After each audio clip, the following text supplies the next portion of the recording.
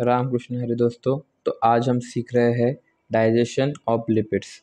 Mainly digestion हमारा दो जगह पे होगा। सबसे पहले होगा stomach, then it will be intestine. तो स्टमक में हमारे दो एंजाइम्स काम करेंगे।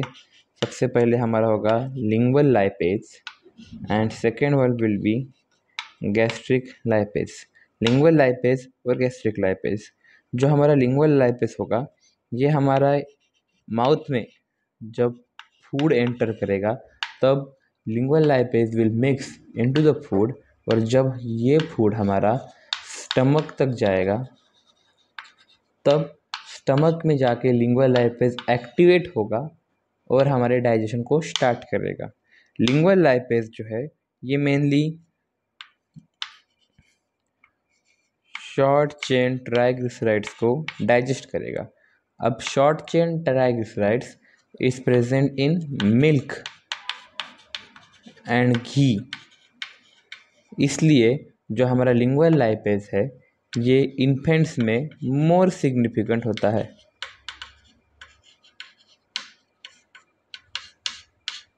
इसलिए जो हमारा लिंगुअल लाइपेज है ये इन्फेंट्स में मोर इम्पॉर्टेंट है, क्योंकि मिल्क के डाइजेशन में हमारे लिंगुअल लाइपेज का ही इम्पॉर्टेंट रोल होता है। Gastric lipase is secreted by chief cell which is present into the stomach. इस चीफ सेल को हमारा गैस्ट्रिन स्टिमुलेशन देगा। जब हमारा गैस्ट्रिन चीफ सेल को स्टिमुलेशन देगा तब chief cell will secrete the gastric lipase which will further digest the digestion in intestine. Digestion intestine में तीन हेडिंग इंपॉर्टेंट है। सबसे पहला हमारा है bile salt, second one is peristalsis and third one is लाइपोलिटिक enzymes. अब हम देखेंगे कि इम्पोर्टेंट बाइल साल्ट कौन से होते हैं। सबसे पहले हमारा होता है सोडियम ग्लाइकोलेट।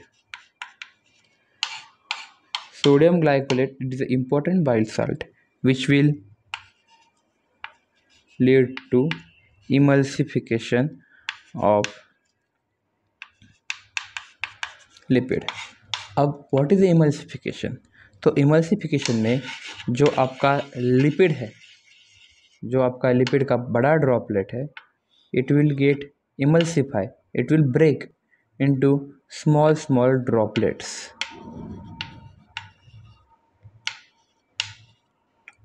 अब इस जगह पे जब आपका बड़ा लिपिड ब्रेक हो रहा है मतलब इसका जो सरफेस टेंशन है ये डिक्रीज हो रहा है। Now the surface tension is decrease and due to it breaks into small droplet the surface area will increase. अब जबकि लिपिड का सरफेस एरिया इंक्रीज हो चुका है मतलब एंजाइम के एक्शन के लिए हमारे पास ज़्यादा सरफेस एरिया है। इस वजह से जो हमारा एंजाइमेटिक एक्टिविटी होगी वो भी इंक्रीज हो जाएगी। पेरिस्टालसिस मतलब इंटेस्टाइन में जो पेरिस्टालसिस होता है इससे हमारी मैकेनिकल मिक्सिंग होती है और उसी वजह से इंटेस्टाइन में डाइजेशन की प्रॉपर्टी इंक्रीज होती है। फिर लाइपोलिटिक एंजाइम्स की एक्टिविटी इन इंटेस्टाइन। नाउ जो हमारे लाइपोलिटिक एंजाइम्स है इनके इम्पोर्टेंट काम होता है कॉम्प्लेक्स सब्सटेंस को सिंपल में ब्रेक करना।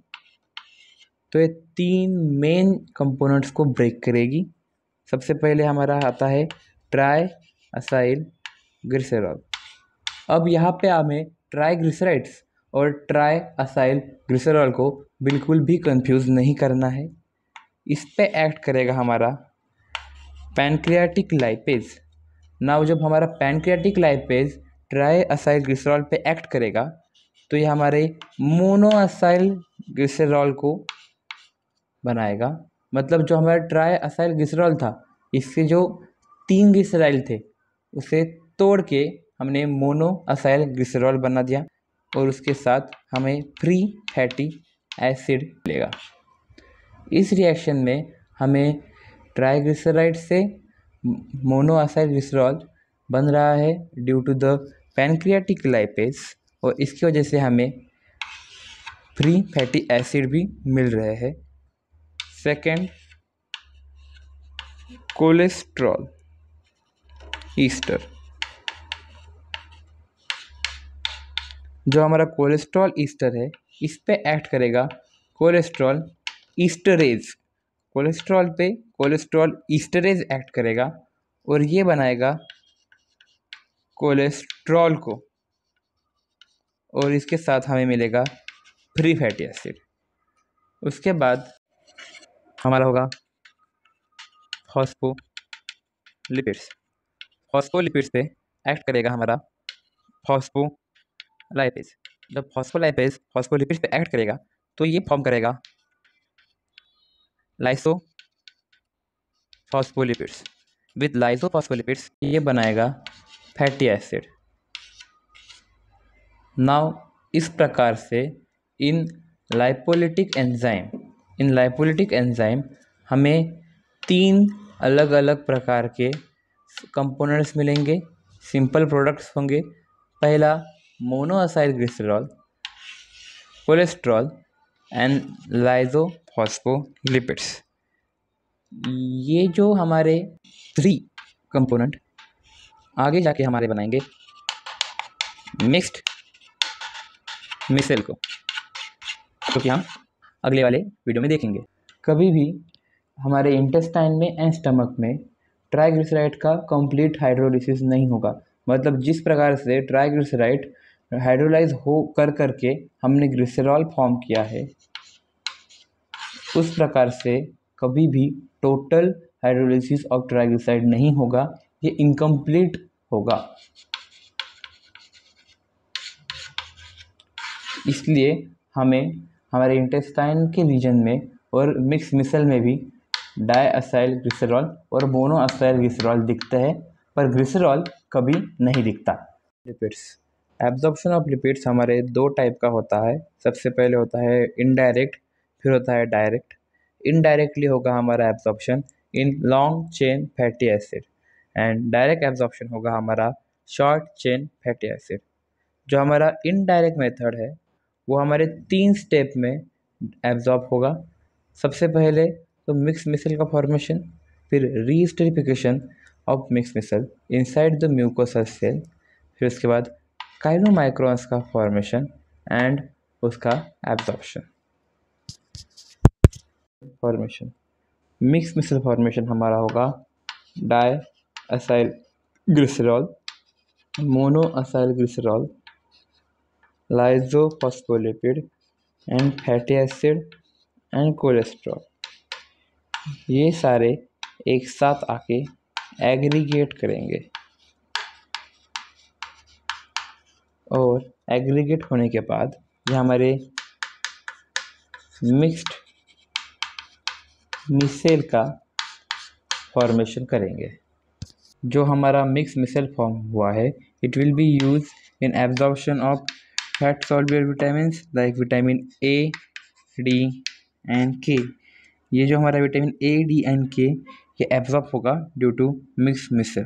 नाउ जो हमारा ये मिक्स मिसल है ये जेजुनल म्यूकोसा के पास जाएगा and it will be diffuse inside the jejunal mucosa, मतलब हमारे म्यूकोसल सेल्स।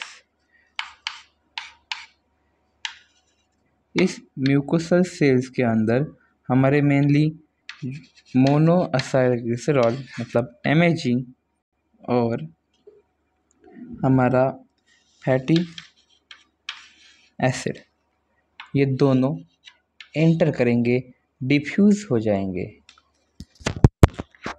तो हमारा फैटी एसिड और मोनोअसाइल ग्लिसरॉल है, this both will be diffuse inside the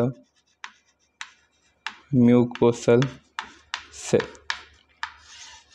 This mucosal cell contain endoplasmic retinaculum. जो हमारा एंडोप्लाज्मिक रेटिनाकुलम है, it will convert the free fatty acid and monoacyl glycerol into the chylomicron. जो हमारा chylomicron है, it will be the diffuse out and enter into the lymphatic vessels. Through lymphatic vessels, it will be transported into the blood.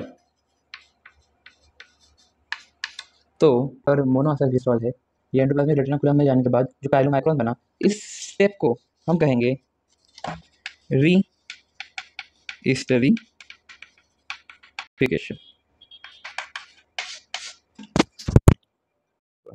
जो chylomicron है ये useful होते हैं इन transport of triglycerides. Triglycerides हमारे दो प्रकार के हैं।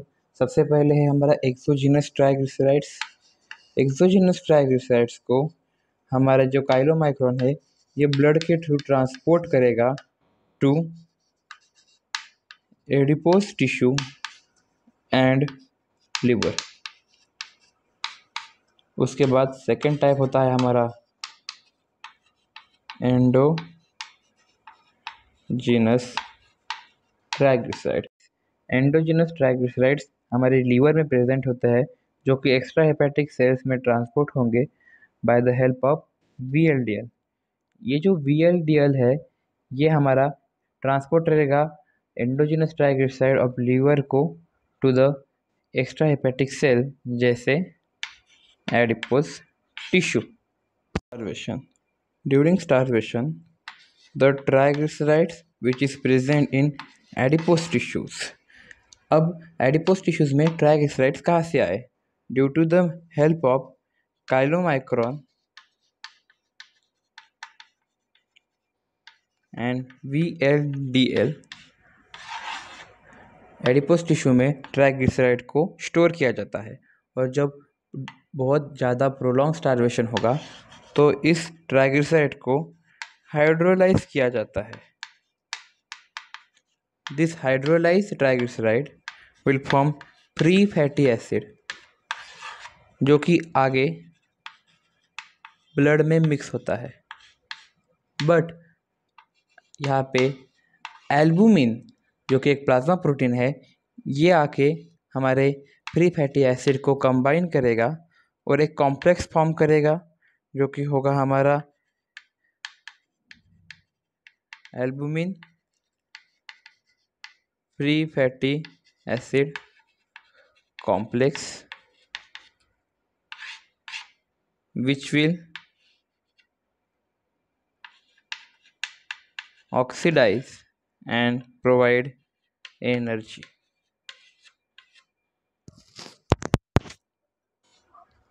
Absorption of long chain fatty acid ये इनडायरेक्ट था, मतलब सबसे पहले जो हमारा काइलोमाइक्रोन था वो लिम्फेटिक वेसल में ट्रांसपोर्ट हो रहा था, और उसके बाद वो इनडायरेक्टली ब्लड में जा रहा था। But in case of absorption of short chain fatty acid, it will be the direct. So जो हमारा शॉर्ट चेन फैटी एसिड होगा ये डायरेक्टली एब्जॉर्ब हो जाएगा into the blood. In the long chain fatty acid यहाँ पे रीस्टरिफिकेशन हो रहा था, but in case of short chain fatty acid there will be the no reesterification.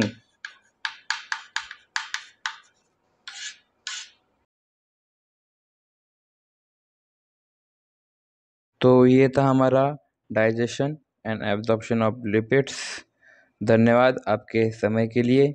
मैं यही गुजारिश करूँगा कि आप हमेशा स्वस्थ रहे और आपके चाहने वाले हमेशा खुश रहे।